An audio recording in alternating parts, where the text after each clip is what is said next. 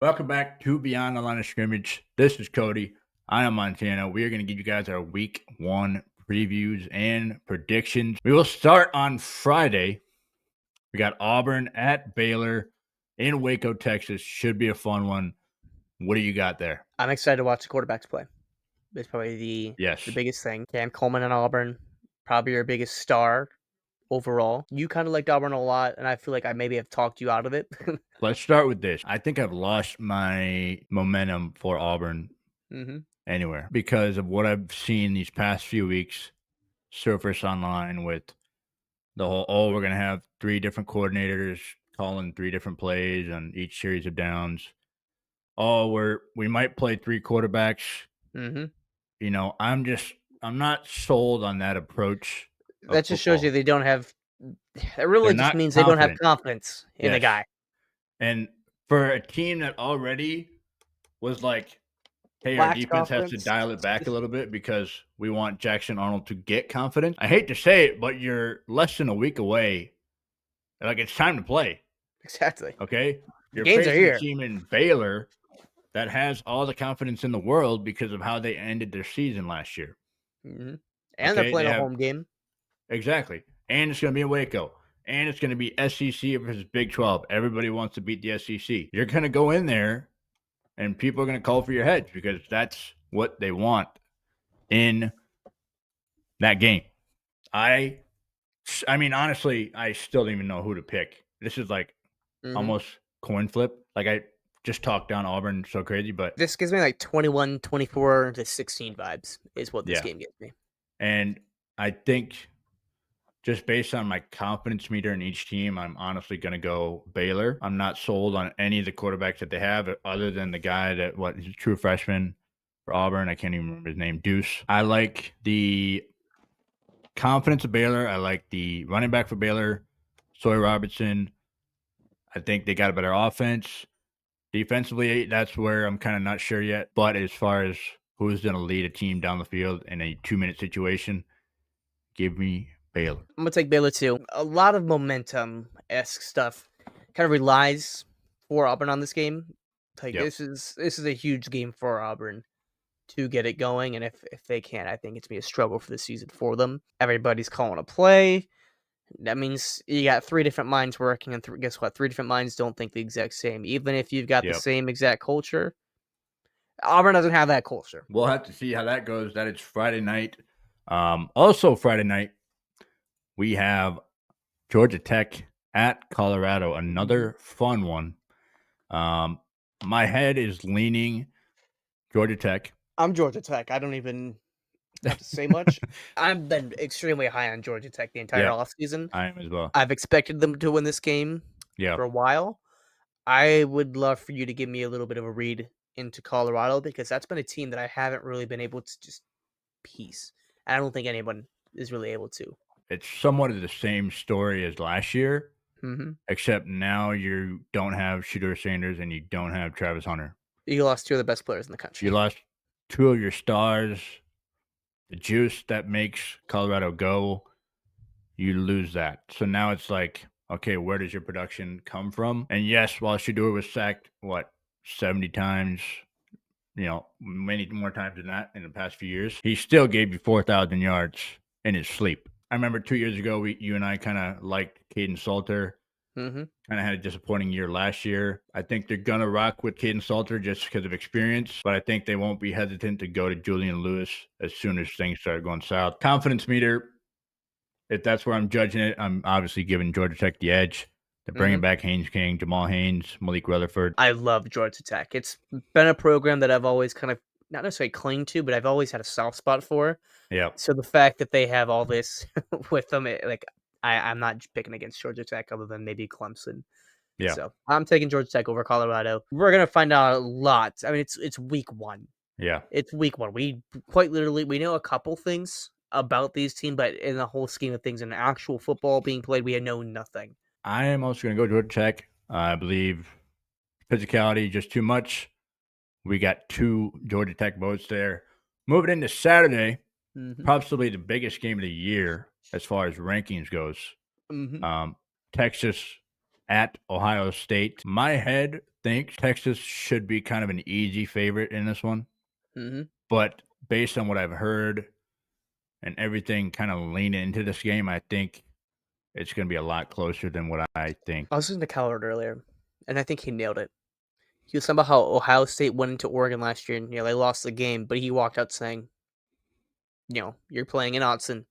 Yep. You're playing in one of the loudest environments, one of the toughest places to play. You still lose that game, and you can still be the better team." And that's true in a lot Yep. of different situations in college football, but big time road games like this, especially, Texas could come Yep. in here, lose by 3 to 10 points, and I could walk out and say Texas is probably the better team. Yeah. They move over to neutral field, they probably get it.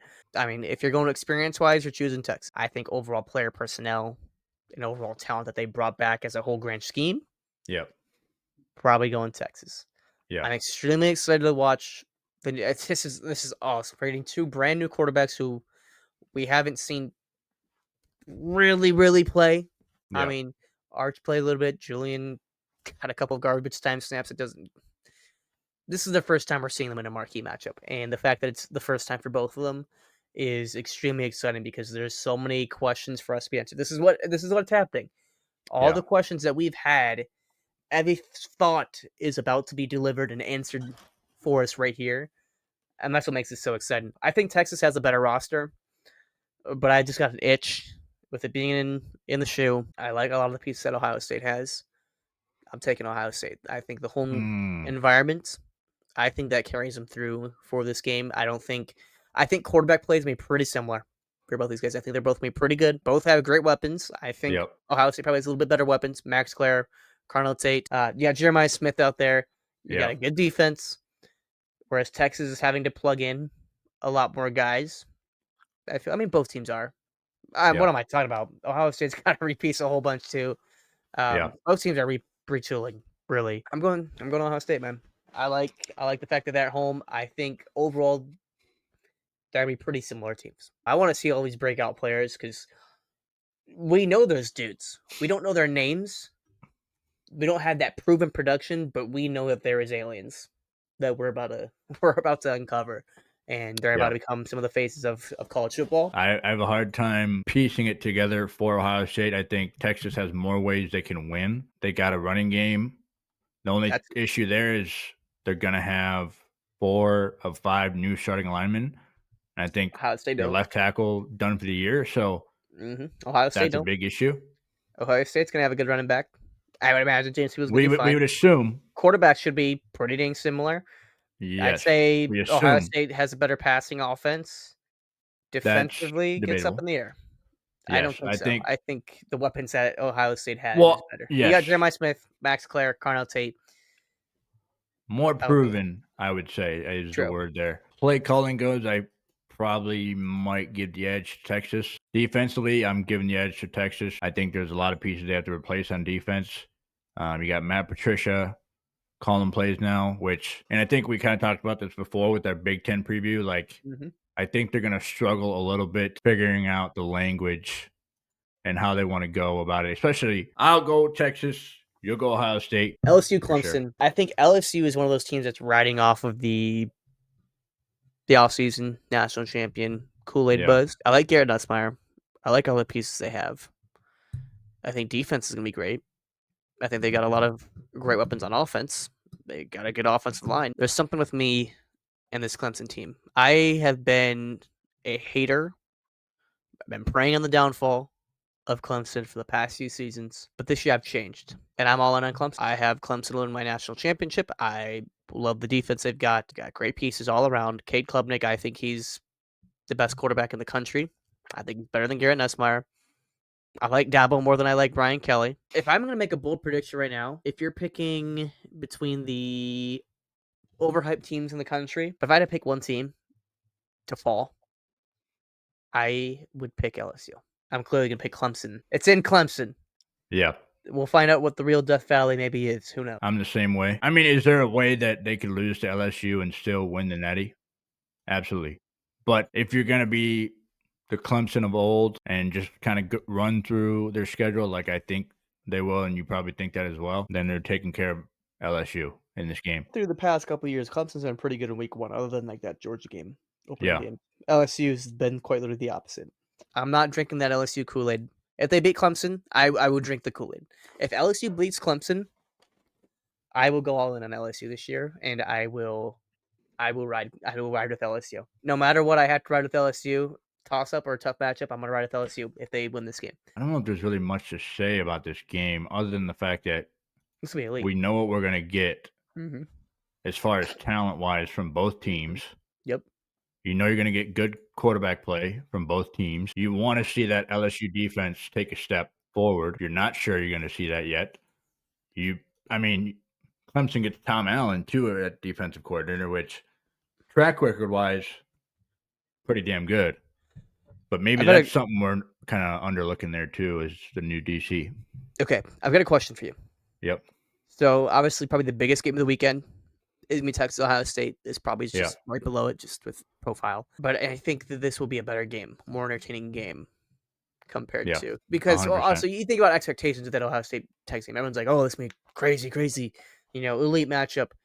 But the expectations are also so high that I think a lot of people are gonna be failed to deliver, and everyone's overlooking this game right here. Yep. Barring that aside, I think that this game will probably be more entertaining. This will be more explosive. I feel like there's be more Yeah. fireworks in this game. I just have a feeling that this game's gonna get off the rails. I wouldn't be surprised if that Texas Ohio State game, like somebody pulls away early. Mm-hmm. As far as this game, I'm like, it's going down to the final 2 minutes. Yep. Who is more clutch? Who has that weapon that we just kind of didn't see coming? Mm-hmm. And then, I think we both think it's Clemson. So I think we're both taking Clemson here. Moving on to our last game that we are going to preview. Yep. Notre Dame at Miami, kind of a sleeper game, but also one that is two major programs going at it like they used to. Completely forgot this game was even going on. Like you could have told me 3 weeks ago, Yep. I wouldn't have guessed this. Like this game has flown literally off my radar. It's been undetectable for me, Yep. and I didn't realize it's also in Miami. So there'll be 12 people at the game, which is great. You'd love to see it. Probably one of the biggest crowds you'll see in Miami's history in the past Yep. 20 years. It's awesome. Who knows? It's going to be, guess what the temperature is going to feel like out there? 90. It's I don't 91. know. The Okay. feels like temperature, projected. It's going to feel like 100, 106 degrees. Oh my God. Extreme UV index. These boys are being burnt to a pulp. Humidity is Oh going to be at my God. 67%. They're lucky it's not played the next day. Next day, it's even worse. 81% humidity the next day. So they're lucky this game's on a Monday. I don't even know how this is going to end up, Yep. but I think that Notre Dame still has a top 5 roster in the sport outside of quarterback. Miami, kind of a similar situation, except they have a guy at quarterback that we've seen win a title. We've seen him also throw many interceptions last year. I mean, based on what I've heard, what I've listened to, Miami's O-line is going to be elite. And like we talked about with our preview with the ACC, we got to see the weapons on the outside. Are they going to be at any level close to what they were last year? Mm-hmm. Probably not.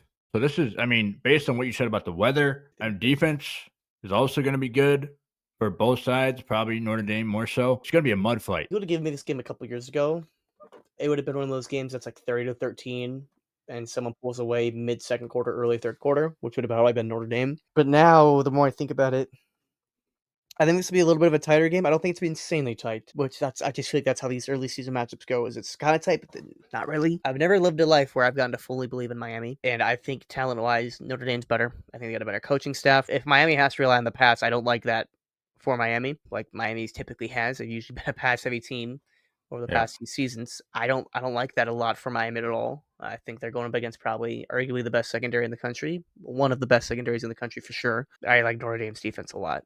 That's going to be a place where they can rely on. It's one of those classic ground and pound heavy set teams.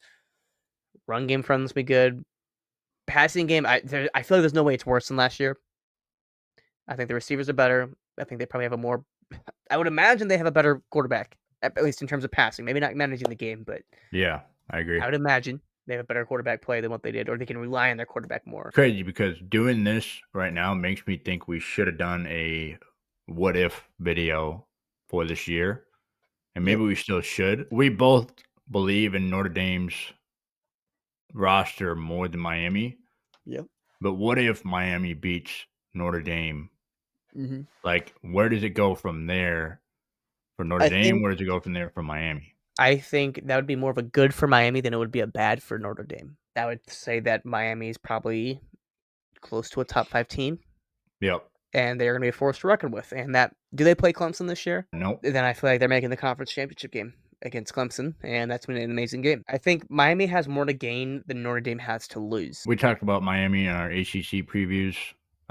Just they kind of have a gauntlet of a schedule towards the back half of their schedule. At FSU week 6, they host Louisville week 7. You're at SMU week 9, and then you're at Virginia Tech and at Pitt to end the year. Even if they do beat Notre Dame, there's still potential here for some drop off. Notre Dame, we're both taking Notre Dame. We believe in the roster more, defense more, offensively. They have an identity. Miami, we have yet to see. So TCU, North Carolina. I think that'll be a good game.